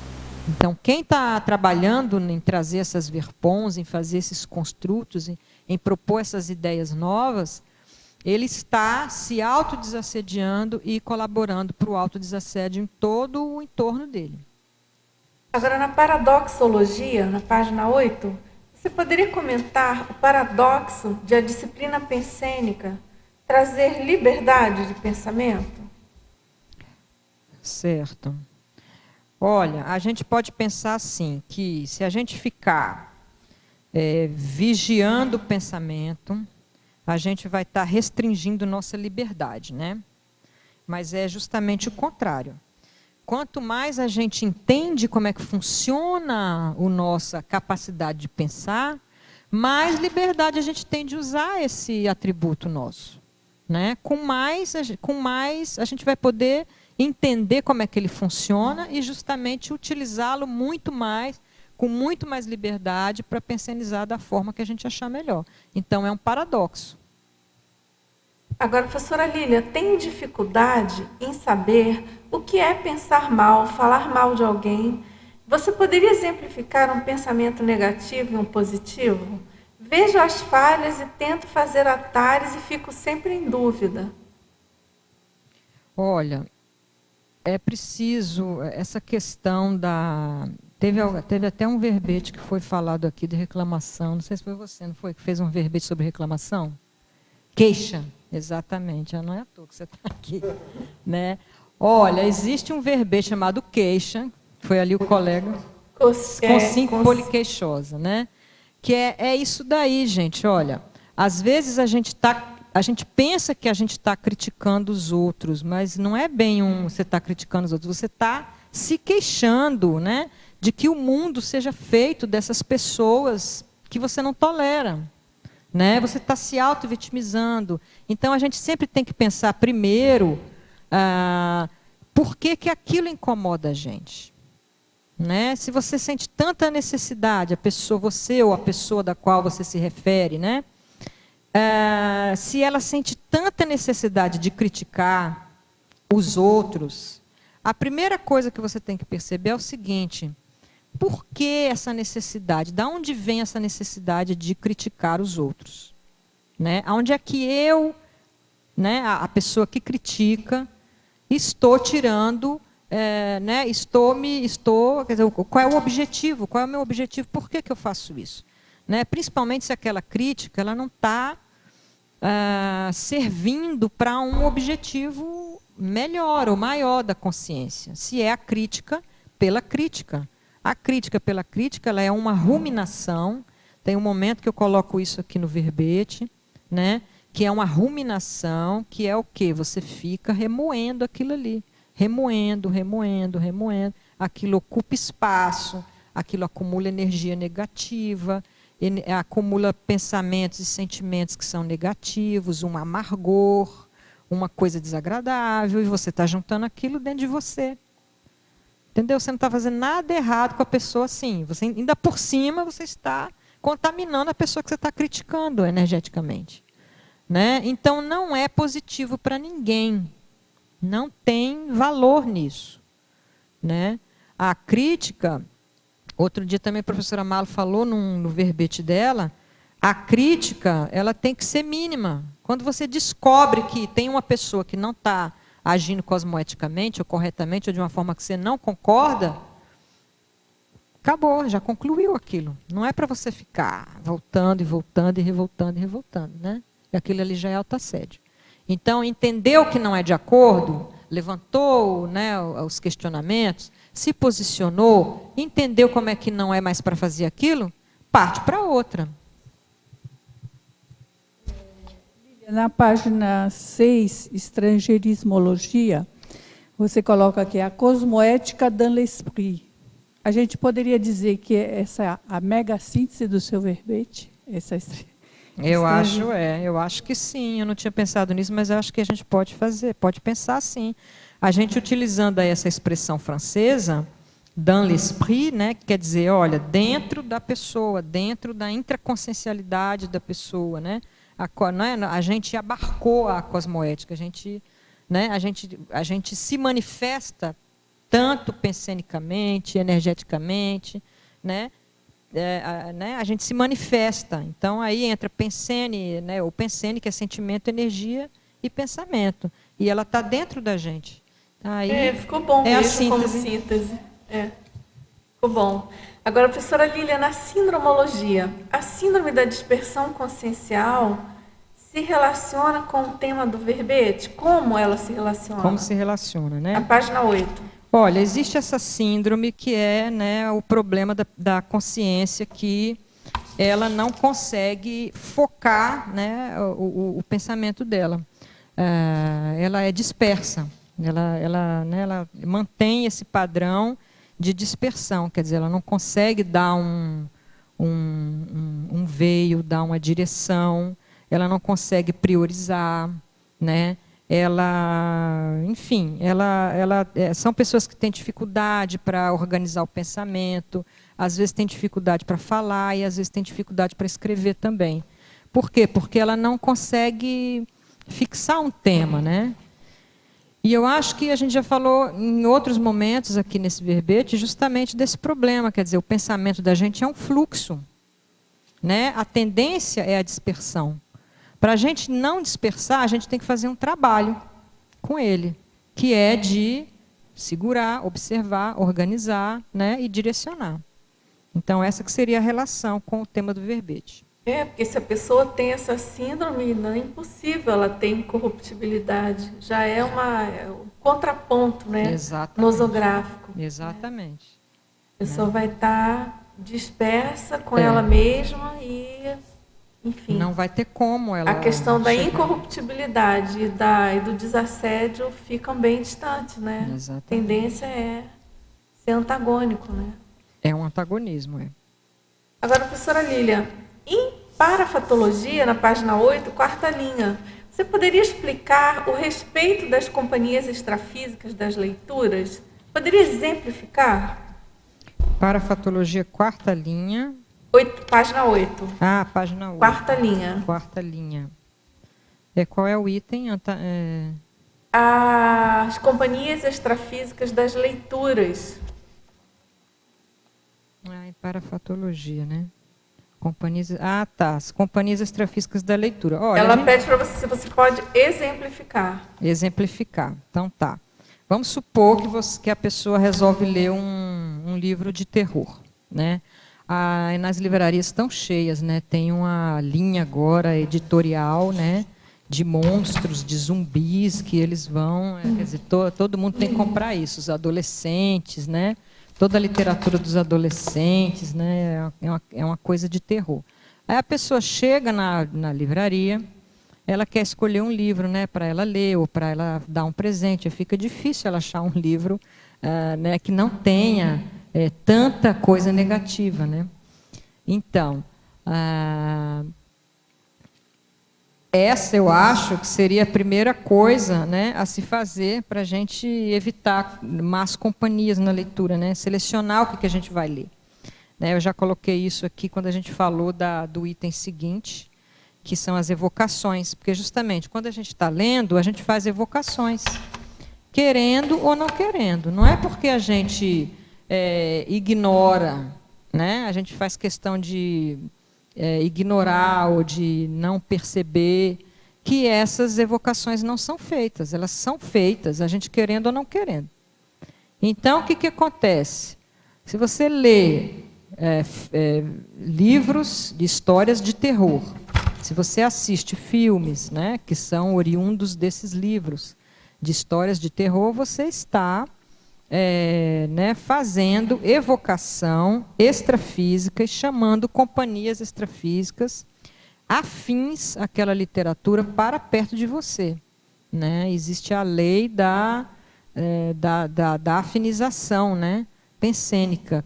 Se você está pensando em determinada coisa, você está se afinizando com consciências que pensam da mesma maneira, e elas vão vir de qualquer lugar do universo, do cosmos, porque não existe distância, tempo e espaço, não existe tempo e espaço, né? Então, é muito interessante a gente selecionar o que a gente vai ler para justamente cuidar de quem são essas companhias extrafísicas que estão perto da gente na nossa leitura.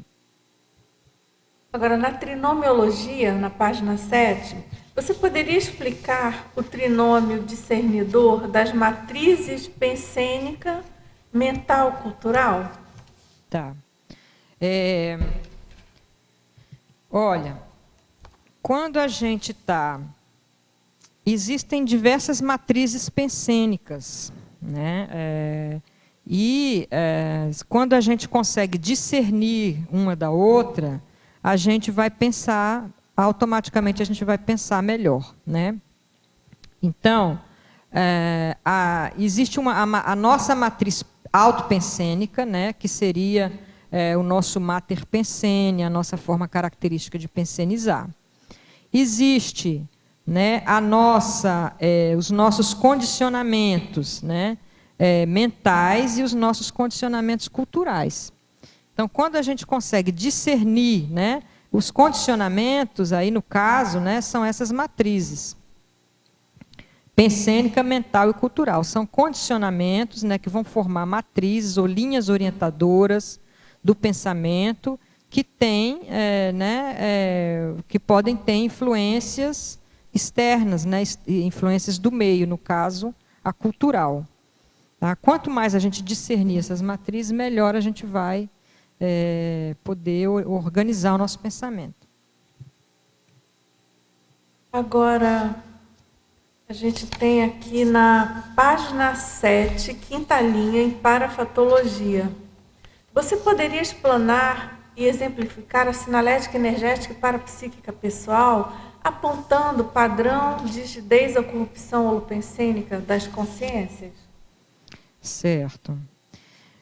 É muito importante para essa questão dessa autodesassedialidade, né, que a gente está falando aqui, a gente desenvolver o parapsiquismo. E quando a gente desenvolve o parapsiquismo, esse desenvolvimento se dá também de forma pesquisística, né, autopesquisística. Como a gente elabora, como a gente vivencia os fenômenos das parapercepções, que vão definir um determinado padrão nosso, de como a gente utiliza essa nossa capacidade, né, perceptiva. Ao elaborar esse desenvolvimento parapsíquico e, sei lá, autoconhecer-se, né, a gente vai chegar a desenvolver uma sinalética energética, né? A sinalética é o conjunto de sinais, de indicadores que a gente consegue definir para a gente mesmo de como funciona a nossa parapercepção, né? Ou, por exemplo, se determinado tipo evolutivo de consciência chegar perto de mim, como é que eu vou sentir isso? Tá? Então, cada pessoa vai ter um sinal determinado em que ela vai, com o tempo, reconhecer. Toda vez que acontecer aquele sinal, ela já vai identificar, mais ou menos, o tipo de consciência que está chegando perto dela, né? Essa seria a explicação para a sinalética. Essa sinalética, então, ela pode servir como uma espécie de direcionamento para a gente perceber qual é o padrão das consciências que estão chegando perto da gente, mesmo que a gente não tenha condições de vê-las por clarividência, né? Pode ser, a sinalética pode ser de clarividência. Por exemplo, não são consciências intrafísicas, então a gente não tem como vê-las sem usar o parapsiquismo, né? Então a gente pode lançar a mão da sinalética. A sinalética vai indicar para a gente se aquela consciência que está chegando perto, se ela é rígida, ou se ela é corrupta, ou se ela está querendo, né, complicar as coisas, dificultar, né, embolar nossos pensamentos, ou se ela está querendo ajudar a pensar mais claro. Então, a sinalética ajuda muito também nesse autodesassédio mental somático. Agora, em tecnologia, como funciona a técnica do circuito corono-frontochacral? A técnica do circuito corono-frontochacral é uma técnica muito utilizada na conscienciologia, que serve para desbloquear o chakra, o coronochakra e o frontochakra. Então, ela funciona assim. Você relaxa, né, senta numa cadeira, relaxa bem, procura relaxar a cabeça, porque esse exercício vai ser feito na cabeça. E você procura sentir o chakra frontal, que é esse que fica aqui entre os olhos, um pouquinho acima dos olhos na testa, e o chakra coronário, que fica no alto da cabeça. Então, a energia, você vai fazer com que a energia ela entre pelo, ela saia pelo frontochakra, faça um círculo ascendente e entre pelo coronochakra. Saia novamente pelo frontochakra e entre pelo coronochakra. Aí você vai continuar esse movimento e vai intensificá-lo até que o máximo que você puder, manter esse movimento acontecendo. Depois você vai parar e vai fazer o contrário. Então, a energia vai sair pelo frontochakra e vai entrar pelo corona. E assim sucessivamente. Então, é uma técnica que serve para desbloquear esses dois chakras, que são chakras responsáveis pela parapercepção e pelo pensamento, e pelo mental soma, pelo pensamento, pela inteligência mental.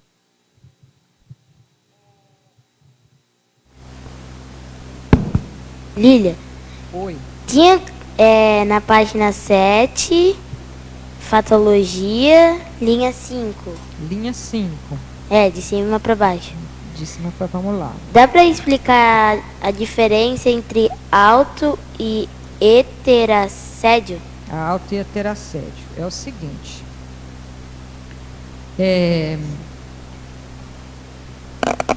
O autoassédio é quando a gente mesmo se prejudica. A gente mesmo está fazendo uma coisa que não é boa para a gente. Às vezes a gente acha que é bom, às vezes a gente não está ligando muito para isso, porque muitas vezes a gente está fazendo uma coisa que é gostosa de fazer, que dá prazer. Por exemplo, vou dar um exemplo. Vou mascar chiclete o dia todo. Aí acabou o gostinho, eu compro outro. Acabou o gostinho, eu compro outro. E assim eu vou fazendo uma bola gigante de chiclete. Não é gostoso, né? Mas não é legal para os dentes. Então você está praticando autoassédio. Certo? Aí vamos supor, você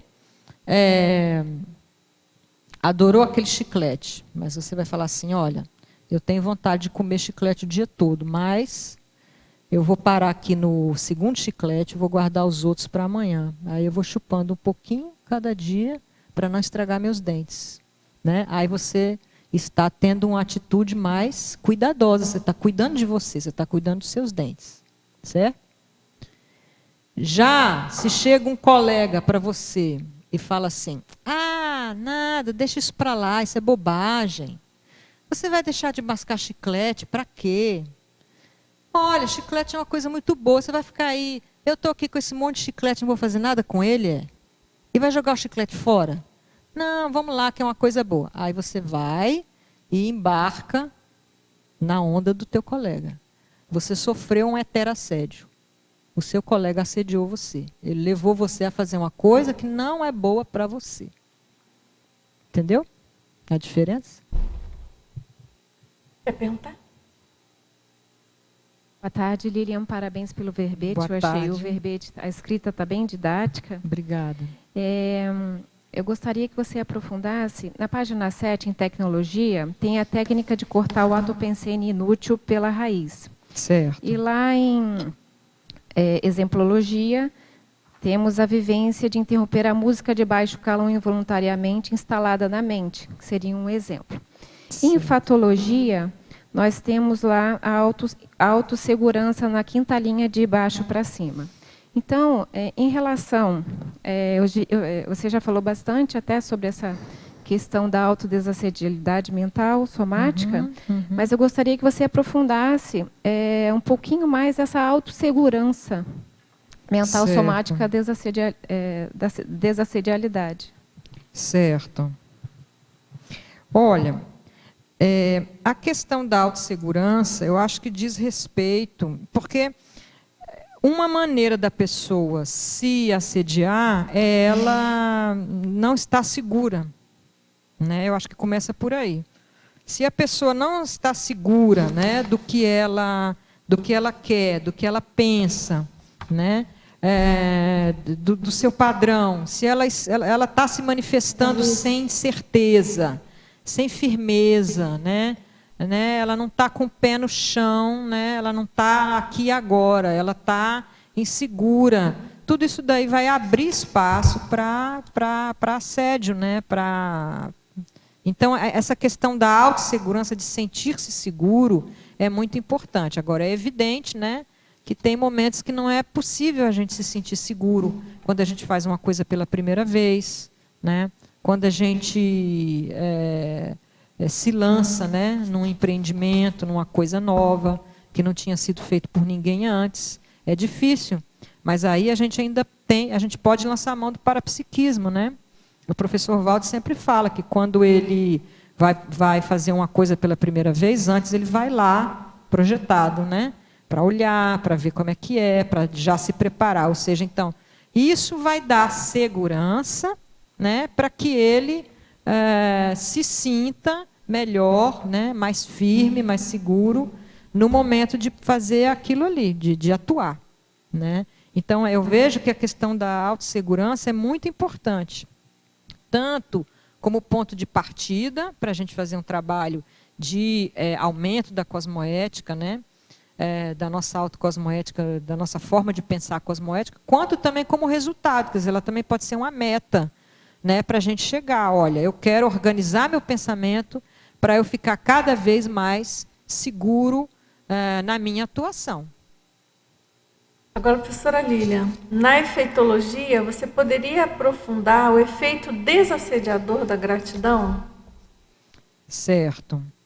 Olha, todos os pensamentos, né, os sentimentos negativos, eles são potencialmente assediadores, né? E a gratidão é um sentimento muito positivo, né? É um reconhecimento de alguma coisa que a gente recebeu, né? Então, é um sentimento superior. Ele é desenvolvido, né? Ele é cosmoético, né? É uma relação rígida, uma relação saudável entre duas pessoas ou mais, inclui obrigatoriamente esse sentimento, o sentimento de se sentir grato, né? Pelo simples fato da pessoa estar ali, você não está sozinho, né? Por alguma coisa que ela fez para você, por alguma coisa que ela pensou, né? Por alguma coisa alguma marca que ela deixou na sua vida, né? Então, a gratidão é um sentimento nobre, muito de alto nível, né? E ele, exatamente por ele ser assim, ele automaticamente desassedia quando a gente sente. Agora, professora Lília, eu quero fazer a chamada de uma oficina que vai ter hoje, que eu acho que é muito apropriada e muito afim ao tema do seu verbete, que é a oficina Agenda Autodesassediadora na Prática. Vai começar logo mais às 15 horas, para quem está aqui em Foz, de 15 às 18h30, aqui no CAEC. E é uma atividade promovida pelos professores João Aurélio e Kátia Aracaki. E, nossa, eu acho que é bem em cima do lance para trabalhar esse assunto. E, então, todos aí convidados, informações aqui na recepção do CAEC. Essa oficina é uma realização CAEC Intercons, que é o intercâmbio conscienciológico internacional. Agora, vamos ainda dar tempo para mais uma pergunta. Você poderia comentar a frase enfática? Frase enfática, vamos lá. O paradigma consciencial é a base lógica para se pensenizar cosmoeticamente.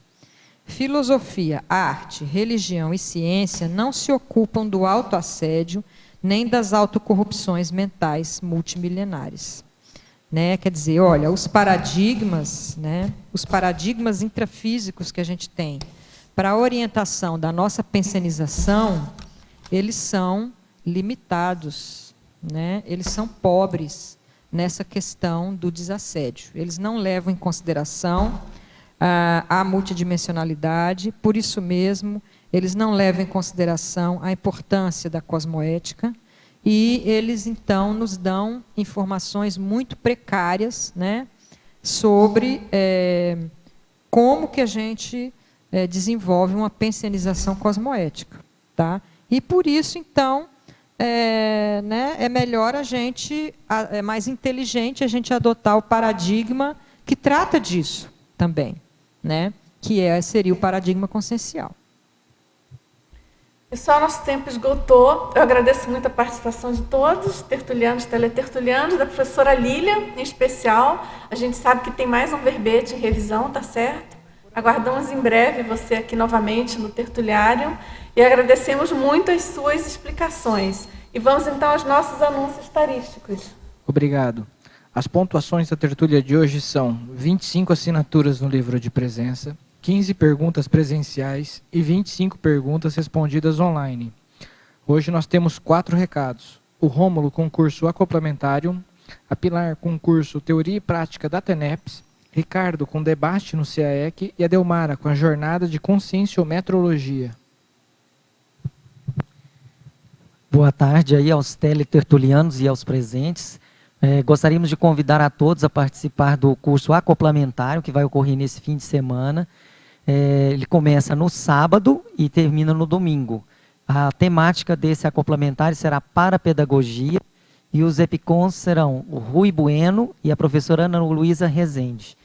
Quem precisar de mais informações pode entrar em contato com a recepção do CAEC. Obrigado. Boa tarde a todos.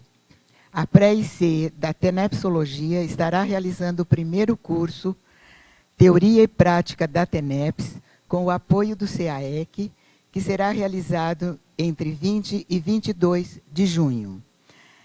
Esse curso vai dar informações básicas, como também propiciará o debate para aquelas consciências interessadas ou em iniciar a TENEPS ou estar debatendo o conhecimento e as suas experiências sobre a tarefa energética pessoal. Os professores que irão apresentar o curso são Amaro Krob e Valquíria Krob. Informações e inscrições na recepção do CAEC, pessoalmente ou pelo telefone 45-3525-2652. Obrigada. Boa tarde a todos os tertulianos e teletertulianos. Gostaria de convidar todos para participar nesse próximo domingo, das 15 às 17 horas, no debate do CAEC. O tema do debate será sobre raiva, que é um assunto que faz parte da autopesquisa de muitas pessoas.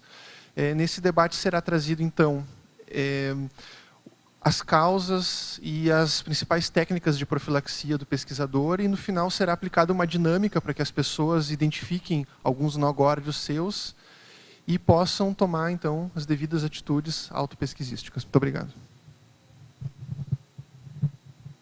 Boa tarde, pessoal.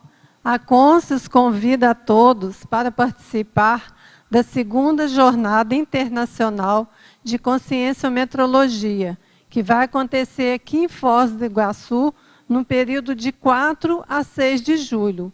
Teremos várias conferências e 4 mesas de debates, além de um campo bioenergético autoconscienciométrico.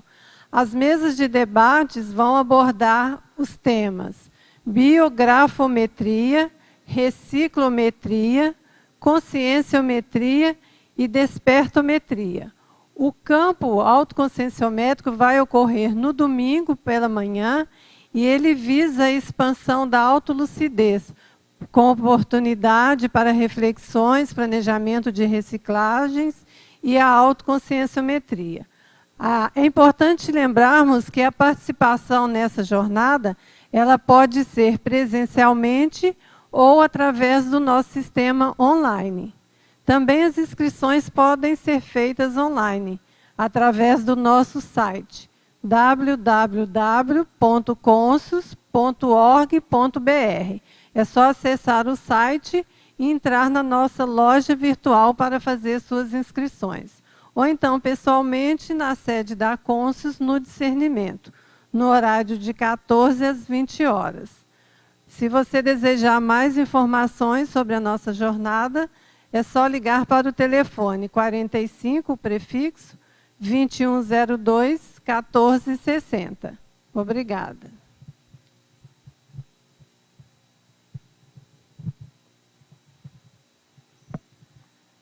Para amanhã, teremos o verbete Sobrepujamento Emocional Autoinvestigativo, especialidade Autoexperimentologia, com a verbetógrafa Rosa Ramalho. Obrigado e boa tarde a todos.